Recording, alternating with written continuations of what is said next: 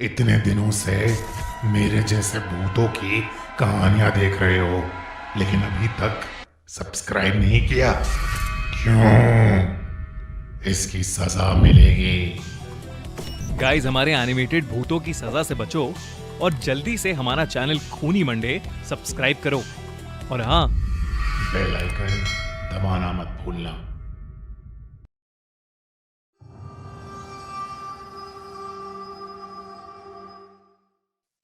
Haunted Gwalior fort. Madhu Delhi में रहने वाली 23 साल की एक रिसेप्शनिस्ट थी। वैसे तो वो ग्वालियर से थी, मगर करीब 15 सालों से वो अपनी माँ के साथ दिल्ली में ही रह रही थी।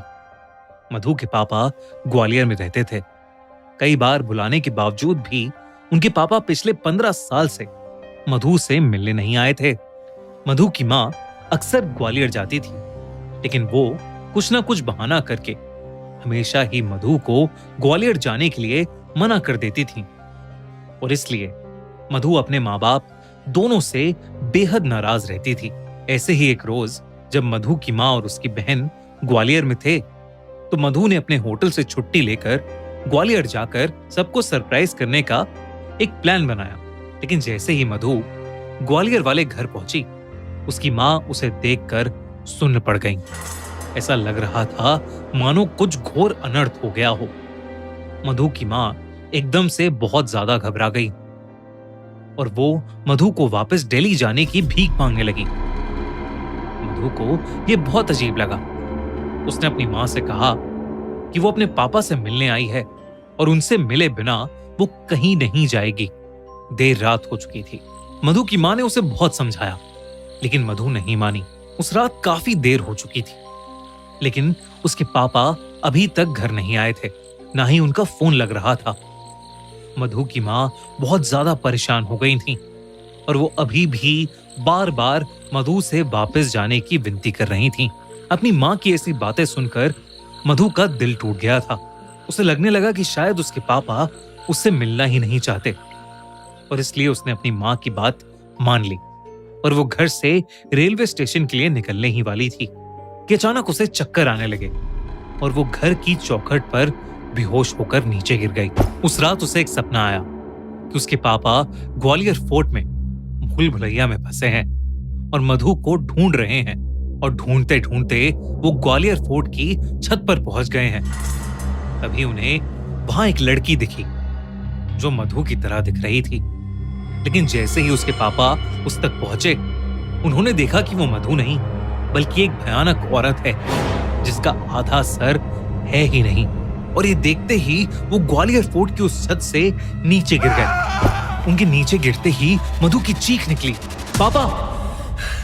और मधु की नींद टूट गई। सुबह हो चुकी थी और उसके घर पर भीड़ इकट्ठा थी।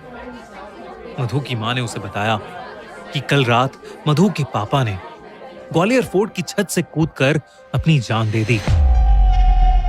जब ये बात मधु ने सुनी तो उसका दिल पूरी तरह चकनाचूर हो गया।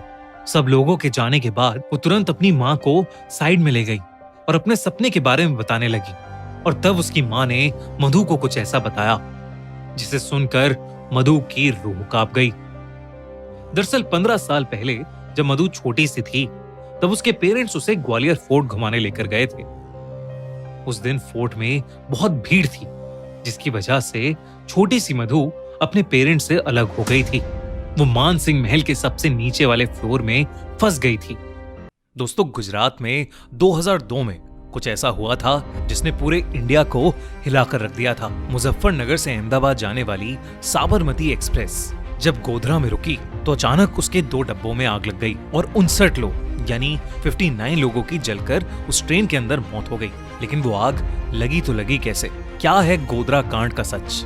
जानने के लिए देखिए हमारी नई क्राइम स्टोरी गोधरा कांड, सिर्फ हमारे crime channel the crime show by खूनी मंडे पर। लिंक डिस्क्रिप्शन और पिन कमेंट में।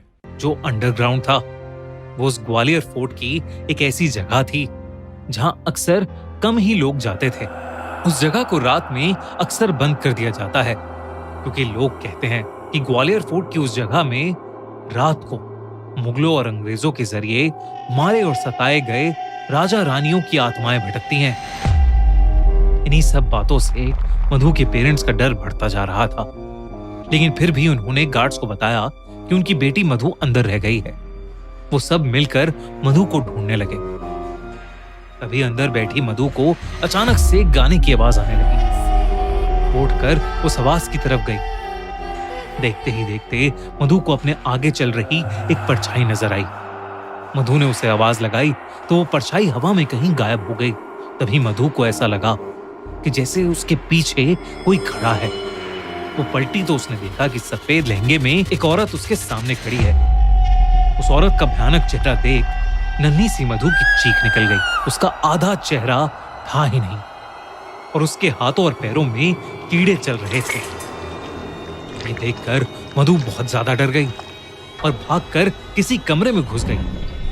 उसने दरवाजा अंदर से लॉक कर लिया और जोरों से रोने लगी। तभी उसे दीवार खुरचने की आवाज आई और उसने देखा कि वही औरत उस कमरे के एक कोने में बैठी दीवार पे कुछ मंत्र लिख रही है। उसके हाथ में सफेद रंग का पाउडर है। मधु उसे देखकर वहीं जम गई। तभी उस औरत ने अपना चेहरा धीरे से पलटा और मधु की तरफ रेंगती हुई आने लगी। उसने मधु की आंखों में झांका और उसके माथे पर वो व्हाइट पाउडर लगा दिया। मधु को तभी चक्कर आने लगे और वो वहीं बेहोश हो गई। अगली सुबह मधु का बेहोश शरीर अपने आप उसी पॉइंट से मिला जहां से उसके पापा ने छलांग लगाई थी। इसके बाद मधु उठी ही नहीं।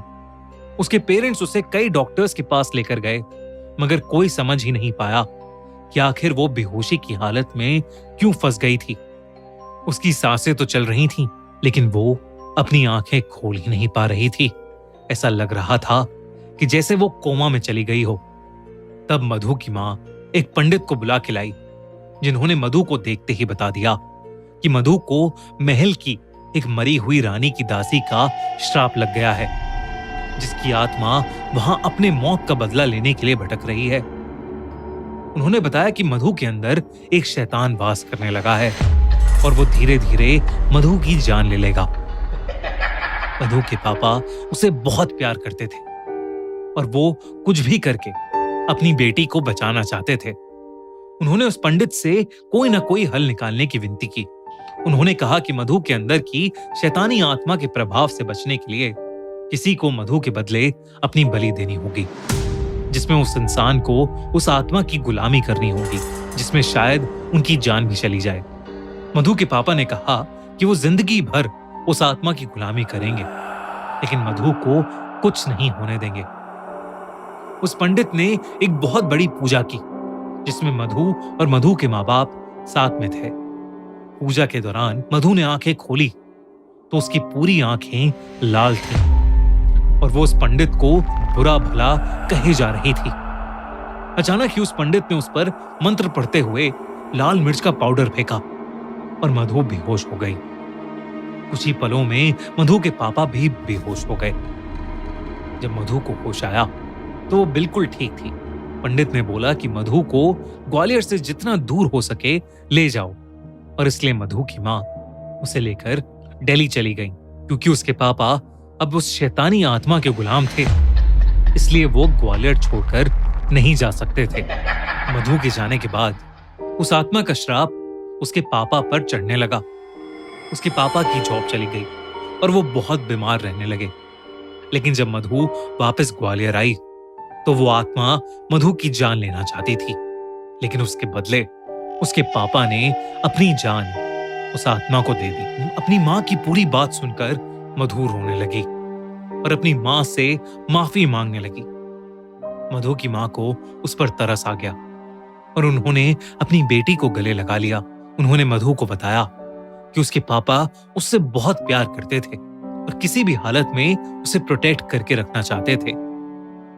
इस घटना के बाद मधु और उसकी मां ने ग्वालियर हमेशा हमेशा के लिए छोड़ दिया।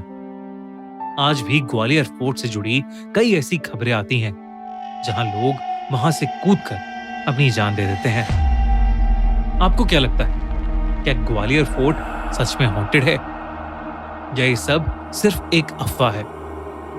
हमें कमेंट्स में जरूर बताइए। और अगर आपको इंडिया की कोई हॉन्टेड जगह पता है जिस पर आप चाहते हैं कि हम वीडियो बनाएं, तो हमें कमेंट्स में जरूर बताइए। दोस्तों, अगर आपको ये कहानी पसंद आई तो खूनी मंडे को जल्दी से सब्सक्राइब करिए और साथ ही एंड स्क्रीन पर क्लिक करो और देखो हमारी नई क्राइम स्टोरी गोधरा कांड, only on the crime show by खूनी मंडे।